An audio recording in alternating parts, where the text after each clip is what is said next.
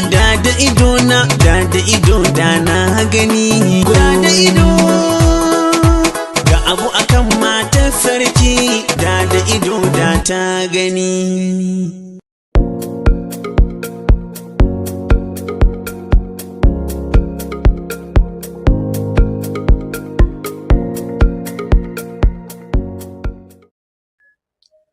Ni ne retired RSM Bawa Auta, Chief Security Officer, International Trade Fair Management Board, and also Chief Security and Communication Officer, Arewa Community, Amu Odofi, Local Government Area, Lagos State. To alhamdulillah, kai mun bayani wanda ya kamata in faɗi abin da yake challenges namu, especially mu 'yan arewa. Kaga na ɗaya, bambancin addini. Na biyu, bambancin kabilanci. Domin as far back 1980, duk waɗannan abubuwan ba mu tare da shi. Addinin Allah ne, da Christian da Musulmai kowa ya san cewa yes yana bautan tsakani da Allah. To,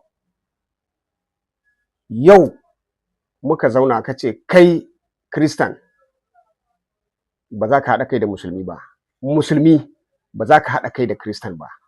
Wannan ba ƙaramin baya ba, babban stand da muke da shi. Maganar security babu compromise. Ni na aikin soja shekara 35, na bar aikin nan successfully.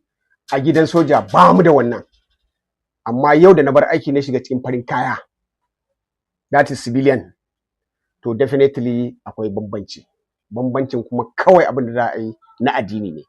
Saboda haka ina jan hankalin 'yan arewa da Christian da Musulmai mu samu mu tafi gaba ɗaya. Dan as far ba 1980 zaka ga gida inda na tashi akwai Musulmai gidanmu, akwai Christian, ba wanda yake kyaman wani.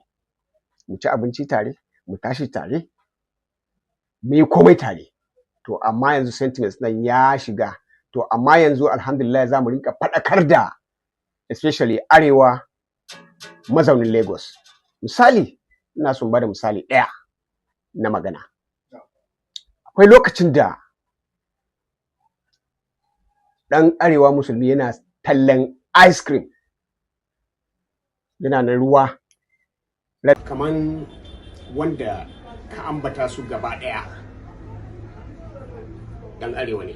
Sannan muna da Musulmai da Christian a family duka muna zaune tare da su.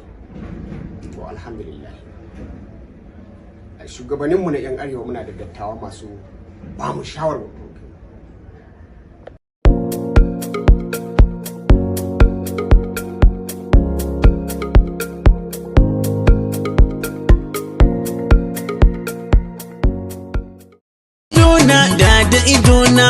Da ido da na gani, da ido ga abu akan matar sarki, da ido da ta gani.